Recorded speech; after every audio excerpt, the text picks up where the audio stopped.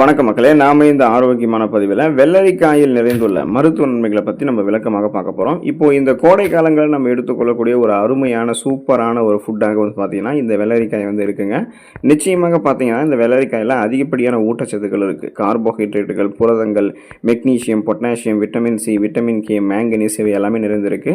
இப்போ பொதுவாக கோடை காலத்தில் நம்முடைய உடலுக்கு அதிக நீர் சத்து தேவைப்படும். அப்போ தினசரி வேலைகளுக்காக நம்ம வெளியே வந்து சுற்றி திரியும் போது நமது உடல் வந்து அதிக நீர் சத்தை இழக்கும். ஸோ இந்த மாதிரியான சமயங்களில் வெள்ளரிக்காய் நம்ம சாப்பிடும்போது நம்மளுடைய உடல் எப்போதுமே நீரேற்றமாக இருக்கும், வறட்சி ஏற்படாது, செரிமானம் தொடர்பான தோல் தொடர்பான குறைபாடுகள்லாம் எதுவும் ஏற்படாமல் சுறுசுறுப்பாக நம்மளுடைய வேலைகளை அந்த நாளில் செஞ்சு முடிப்போம். நம்ம எனர்ஜியாகவே செயல்படுவோம். அப்போது வெள்ளரிக்காய் எடுத்துக்கொள்ளும் போது கிடைக்கக்கூடிய இந்த ஊட்டச்சத்துக்களால் என்னென்ன மருத்துவ நன்மைகள் நமக்கு கிடைக்குது அப்படின்றத விளக்கமாக பார்ப்போம். அதை பற்றி பார்க்குறதுக்கு முன்னாடி இந்த வீடியோவுக்கு மட்டும் ஒரு லைக்கு கொடுத்துட்டு இந்த தகவலை உங்களுக்கு தெரிஞ்சவங்களுக்கும் ஷேர் பண்ணிவிடுங்க. ஏன்னா இது அவங்களுக்கும் பயனுள்ளதாக இருக்கக்கூடிய ஒரு ஆரோக்கியமான பதிவு தான்.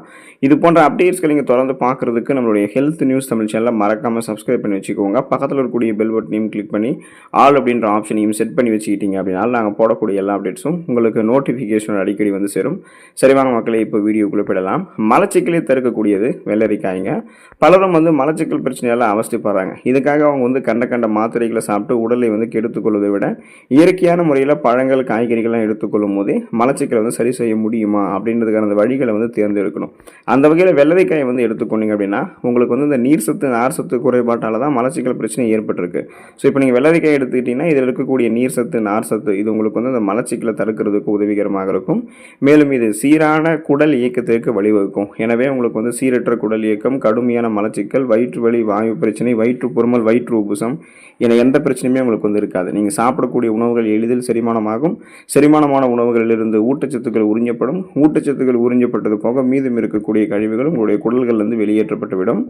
உங்களுடைய உடல் எடையை எந்த விதமான பக்க விளைவுகளும் இல்லாமல் ஆரோக்கியமான முறையில் குறைக்கிறதுக்கு வெள்ளரிக்காயை நீங்கள் வந்து டயட்டில் ஆட் பண்ணிக்கலாங்க. உடல் எடையை குறைக்கிறதுக்காக நம்ம உடற்பயிற்சி போன்ற பல்வேறு வழிகளை வந்து மேற்கொண்டுட்டு இருக்க போதிலும் வெள்ளரிக்காய் போன்ற இயற்கையான பலன் தரக்கூடிய பொருட்களை நம்ம உணவில் சேர்த்துக்கொள்வது எடையை குறைக்கிறதுக்கு ஹெல்ப் பண்ணும். ஏன்னா நம்ம வந்து ஃபுட்ஸ் ஹேபிட்லேயுமே வந்து பார்த்தீங்கன்னா கலோரிகள் குறைவாக இருக்கக்கூடிய உணவுகள் தான் எடுத்துக்கணும். இப்போ வெள்ளரிக்காய் போன்ற கலோரிகள் குறைவாக இருக்கக்கூடிய அதே சமயம் போதுமான அளவுக்கு ஊட்டச்சத்துக்களை, நீர் சத்து, நார்சத்து கொடுத்து பசியை கட்டுப்படுத்தக்கூடிய உணவுகளை எடுத்துக்கணும். ஸோ இதன் காரணமாக இதில் ஏற்கனவே இருக்கக்கூடிய இந்த நார் சத்தெல்லாம் நம்முடைய உடம்புகள் இருக்கக்கூடிய அதிகப்படியான கொழுப்புகளை கரைத்து நமக்கு வேண்டிய ஆற்றலாக மாற்றி கொடுத்துரும். கொலஸ்ட்ரால்ஸை எனர்ஜியாக கன்வெர்ட் பண்ணி எரிச்சிரும், பசியெல்லாம் தூண்டாது. ஸோ இதனால் நம்ம இன்னும் அதிகப்படியான கலோரிகள் இருந்திருக்கக்கூடிய உணவுகளை சாப்பிட்டு உடல் எடையை அதிகப்படுத்திக்க மாட்டோம். அதை முதல்ல வந்து ஸ்டாப் பண்ணிவிடும். ஸோ உடல் எடையை அதிகப்படுத்தப்பட மாட்டாது. அதே போல் வெள்ளரிக்காய் பசியை கட்டுப்படுத்தி உடல் எடையை நம்ம குறைச்சிடும். தேவையில்லாத கொழுப்பு, தொப்பை போன்ற அமைப்பெல்லாம் எதுவுமே இருக்காது. கனக்கச்சிதமான உடல் அமைப்பை வெள்ளரிக்காய் நம்ம கொடுக்கும். டயட்டில் நம்ம ஆட் பண்ணிக்கலாம். ரத்தத்தில் சர்க்கரையினுடைய அளவை வந்து நம்ம கட்டுப்படுத்திக் கொள்வதற்கு, ரத்தத்தில் சர்க்கரையினுடைய அளவை பராமரிக்கிறதுக்காக நம்ம தொடர்ந்து வந்து பார்த்தீங்கன்னா வெள்ளரிக்காய் வந்து எடுத்துக்கொள்ளலாங்க. இப்போதெல்லாம் வந்து சர்க்கரை நோய் இருக்கிறவங்களுடைய எண்ணிக்கை வந்து அதிகமாகிட்டே போகுது. ஸோ அப்படின்றத ஆய்வுகள்லேருந்து நம்ம தெரிஞ்சுக்கிறோம், நியூஸ்லேருந்து தெரிஞ்சுக்கிறோம். அப்போ வெள்ளரிக்காய் நம்ம எடுத்துக்கிட்டோம் அப்படின்னா இது நம்முடைய ரத்தத்தில் இருக்கக்கூடிய சர்க்கரையினுடைய அளவை சீராக நமக்கு வந்து மாற்றுறதுக்கு ஹெல்ப் பண்ணும். இதனால் இது அடிப்படையிலேயே நீரிழிவு மற்றும் அது தொடர்பான பல பிரச்சனைகளை வராமல் தவிர்க்கும். இப்போ நீரிழிவு தொடர்பான பிரச்சனைகள் அப்படின்னா எலும்பு தொடர்பான பிரச்சனை இருக்கும். நீரிழிவு இருக்கக்கூடிய நபர்களுக்கெல்லாம் எலும்புகளுக்கு போதுமான சத்துக்கள் கிடைக்காதால எலும்பு மெலிவு நோய் ஏற்படும், நரம்பு தொடர்பான பிரச்சனைகள் உருவாகும். இன்னும் குறிப்பாக வந்து கண் பார்வை தொடர்பான பிரச்சனைகளும் உருவாகும். ஸோ இதிலிருந்தும் பாதுகாத்துக் கொள்வதற்கு வந்து பார்த்தீங்கன்னா வெள்ளரிக்காய் வந்து எடுத்துக்கொள்ளலாம். இப்போ நீங்கள் தொடர்ந்து வெள்ளரிக்காய் எடுத்துக்கொள்றீங்க அப்படின்னா உங்களுடைய ரத்தத்தில் அதிகரித்திருக்கக்கூடிய சர்க்கரையினுடைய அளவு வந்து கட்டுப்படுத்தப்படும். நாளடைவில் அந்த சுகர் ப்ராப்ளத்திலிருந்து நீங்கள் விடுபட்டு விடலாம். ஒருவேளை உங்களுக்கு வந்து சுகர் ப்ராப்ளம் இல்லை, இனிமேலுமே இந்த சுகர் ப்ராப்ளம் இல்லாமல் முன்னாடியே ஆரோக்கியமாக இருக்கும்னு நினச்சிங்கன்னா இப்போ இருந்தே வெள்ளரிக்காய் வந்து நீங்கள் எடுத்துக்கொண்டு வரலாம். ஃபியூச்சரில் உங்களுக்கு சுகர் ப்ராப்ளமே வராது. நோய் எதிர்ப்பு சக்தி திறனை அதிகப்படுத்திக் கொள்வதற்கு, எந்த விதமான நோய்களும் வராமல் நலமோடு இருக்கிறதுக்கு எல்லாமே வெள்ளரிக்காய் வந்து எடுத்துக்கொள்ளலாங்க. இப்போதெல்லாம் வந்து எப்படி நமக்கு வந்து நோய் பரவுது அப்படின்றது தெரியாது. ஸோ சாதாரணமாக நமக்கு இருக்கக்கூடிய சளி, காய்ச்சல், இருமல் தலைமையில் நமக்கு அடிக்கடி வர ஆரம்பிக்கும். இப்போது சீசனில் புதுசாக அட்டாக் ஆகக்கூடிய பாக்டீரியா, வைரஸ் போன்ற நிறைய பருவகால தொற்று வியாதிகள், பூஞ்சை தொற்று வியாதிகளாக ஏற்படுதுங்க இல்லையா? ஸோ இதுக்கு காரணம் குறைவான நோய் எதிர்ப்பு சக்தி தான். ஸோ நம்முடைய உடம்புகள் இருக்கக்கூடிய அந்த இம்யூன் பவரை நம்ம இன்க்ரீஸ் பண்ணிக்கிறதுக்கு வெள்ளரிக்காய் சாப்பிடணுங்க.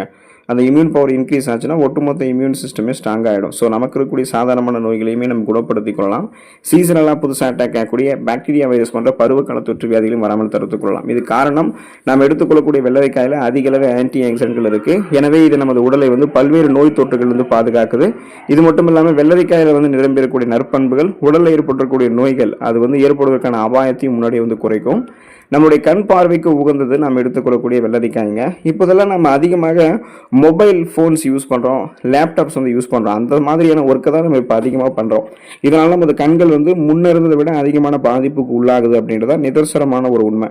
இப்போ நீங்கள் வெள்ளரிக்காயில் எடுத்துக்கிட்டீங்க அப்படின்னா இதில் நிரம்பியிருக்கக்கூடிய விட்டமின் ஏ இது எல்லாமே என்ன பண்ணணும்னா நமக்கு வந்து நம்மளுடைய கண் பார்வை திறனை மேம்படுத்துறதுக்கு ஹெல்ப் பண்ணும்.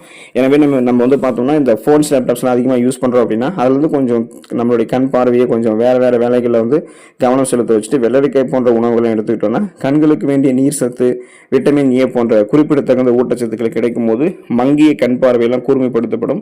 கண்கள் சார்ந்த பல்வேறு விதமான பிரச்சனைகள் வராமல் தவிர்க்கப்படும். நம்ம நலமோடு இருக்கலாம். ஸோ வெள்ளரிக்காய் எடுத்துக்கொண்டு உடல் நலத்தை பராமரித்துக் கொள்ளுங்கள், ஆரோக்கியமாக இருங்கள். அடுத்த ஆரோக்கியமான பதிவில் மறக்காமல் சந்திப்போம்.